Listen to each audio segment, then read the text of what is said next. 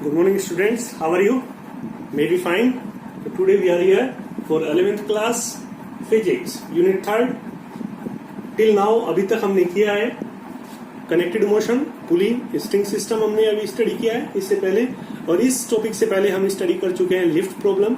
आज है horse cart problem for 11th class. Horse cart problem में स्टूडेंट्स एक हॉर्स होगा और एक कार्ट होगी. जो हॉर्स किसी कार्ट को पुल करता है तो एक रस्सी के थ्रू पुल करता है, एक रस्सी बंधी होगी. तो हम इस प्रॉब्लम को स्टडी करते हैं, कौन कौन से फोर्स अप्लाई होते हैं, और हॉर्स जब कार्ट को पुल करता है तो किस एक्सेलरेशन से आगे मूव करता है. तो देखिए यहाँ पे हमारे पास एक कार्ट है. कार्ट का मास हमने मान लिया कैपिटल एम है, ये ग्राउंड के ऊपर है, तो कार्ट का वेट mg डाउनवर्ड काम करता है, वेट किसी भी बॉडी का. तो जब कार्ट का वेट mg डाउनवर्ड काम करता है तो अर्थ का रिएक्शन भी कार्ट पर ऊपर की ओर काम करेगा, r1. जो दोनों फोर्स हैं दोनों बैलेंस करते हैं एक दूसरे को. जैसे ही कार्ट अगर इस साइड में मूव करती है तो कार्ट की सरफेस और अर्थ की सरफेस के बीच में जब एक मूव करते हैं तो दोनों की सरफेस के बीच में एक अपोजिट फोर्स भी काम करता है, फोर्स ऑफ अपोजिशन, जिसको कहते हैं force of friction. Small F से यहाँ पे डिनोट किया है, फोर्स ऑफ फ्रिक्शन. तीसरी बात आती है, अब हम बात करते हैं हॉर्स की. हॉर्स हमारा यहाँ इस पोजीशन पे माना गया है, हॉर्स यहाँ पे है. जैसे ही हॉर्स मूव करता है तो अपने पैरों से अर्थ को प्रेस करता है पीछे की तरफ. तो ये मान लिया ये हॉर्स है, हॉर्स के पैर हैं. तो हॉर्स जब आगे इस डायरेक्शन में हम मान रहे हैं कि मूव कर रहे हैं, इस डायरेक्शन में जाना है हॉर्स को, तो जैसे ही मूव करता है आगे तब अपने पैरों से अर्थ को प्रेस करता है बैकवर्ड डायरेक्शन में. तो किसी एंगल पे, क्योंकि पैर तिरछे होंगे उसके अर्थ को प्रेस करते टाइम, तो ये फोर्स डाउनवर्ड काम कर रहा है. हॉर्स के लेग्स की जो फोर्स ग्राउंड को प्रेस करता है एफ इस डायरेक्शन में, मानिए ग्राउंड को थीटा एंगल्स बनाते हुए प्रेस करता है. इसी का रिएक्शन जो होगा अर्थ का अपोजिट डायरेक्शन में आर रिएक्शन होगा according to Newton's third law, action and reaction law. तो रिएक्शन इस साइड काम कर रहा है इसी एंगल थीटा पे. अब यहाँ पे हॉर्स को इस डायरेक्शन में जाना है, हॉर्स को इस डायरेक्शन में थोड़ी जाना है, हॉर्स को इस डायरेक्शन में जाना है हॉरिजॉन्टल में. तो इस रिएक्शन के दो कंपोनेंट हो जाते हैं. जिधर एंगल है उधर एक कंपोनेंट इस रिएक्शन आर का आर कॉस थीटा, और जिधर एंगल नहीं है इसके वर्टिकल डायरेक्शन में रिएक्शन जो होगी ये होगी आर साइन थीटा. इस कंपोनेंट है, ठीक है.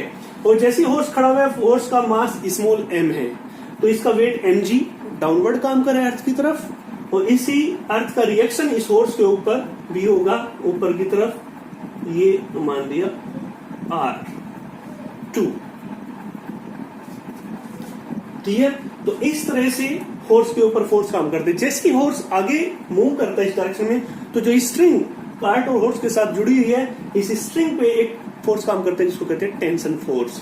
टेंशन फोर्स, हॉर्स इधर चलता है तो इस साइड में काम करेगा रस्सी फोर्स, और इसी तरह से जब कार्ट चलेगी तो भी रस्सी पे टेंशन फोर्स काम करेगा.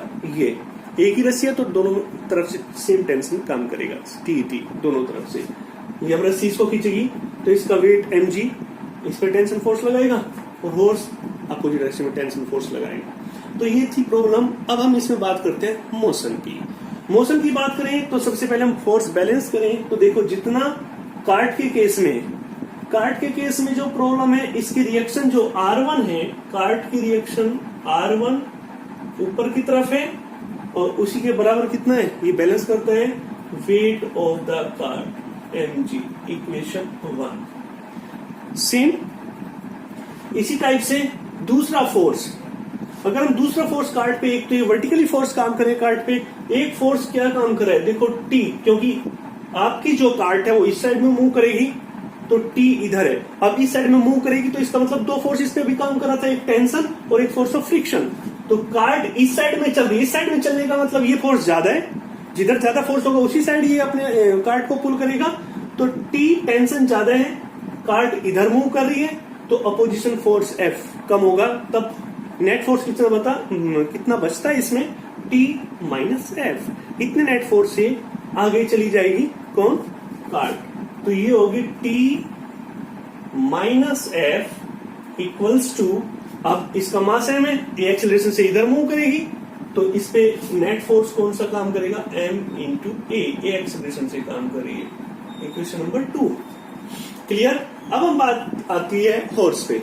हम हॉर्स को इस पूरे सिस्टम में हम दोनों बॉडी को अलग अलग डिस्कस करते हैं। इसको अलग कर लिया, इस पे एक फोर्स ये था रिएक्शन एक्शन, और एक फोर्स ये था टी इधर जा रही है तो टी में से एफ घटाएं तो जो नेट फोर्स होगा उससे इधर चली जाएगी, टी में से एफ को घटाएंगे, घटाने के बाद जो नेट फोर्स बचेगा दोनों का घटा के उसी फोर्स से काट इधर चली जाएगी, जो हमने यहाँ पे लिख दिया मान लिया एम इंटू ए से, ए एक्सेलरेशन से जा रही है।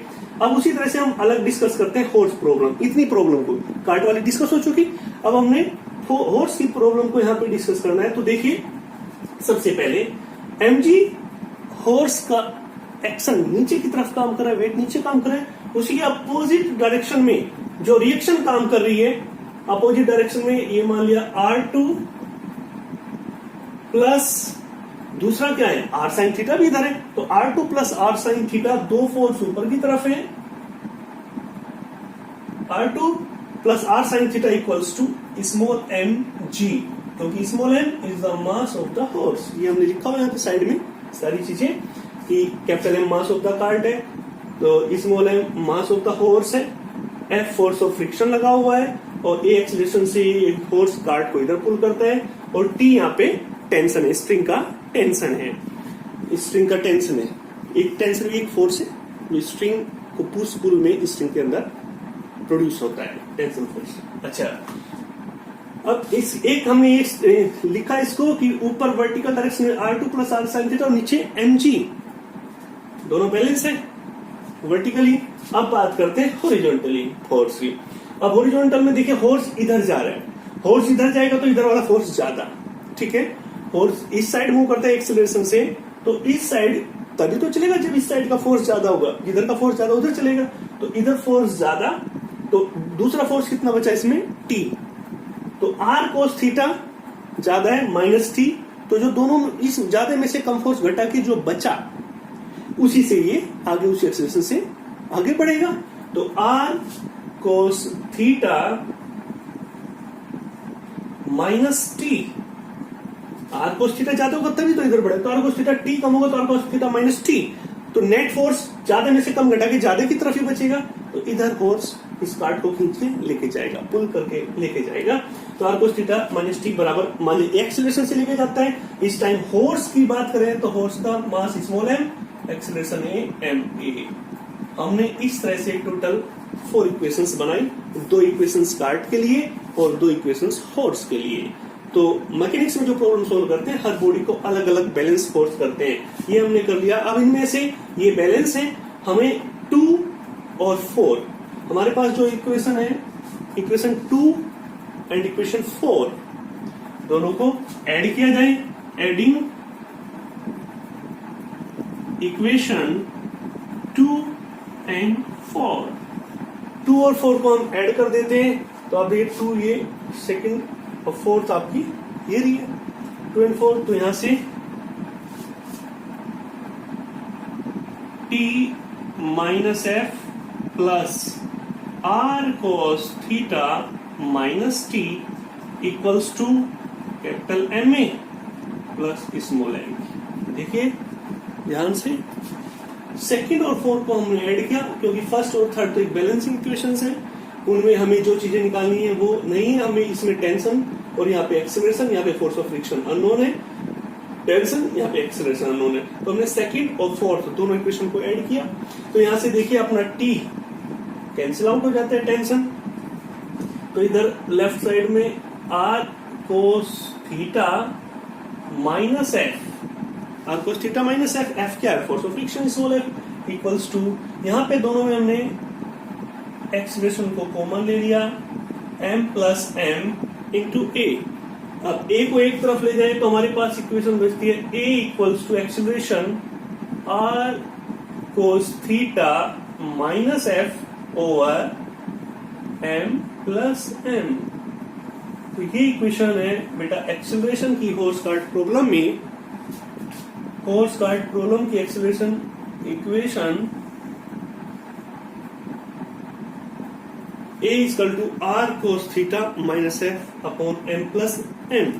अब देखिए हमारे पास इक्वेशन होती है F इक्वल टू ma, तो उसी की तरह से A equal to F by m, यानी अगर हम बात करें एक्सीलरेशन क्या होगा, F net force upon total मास।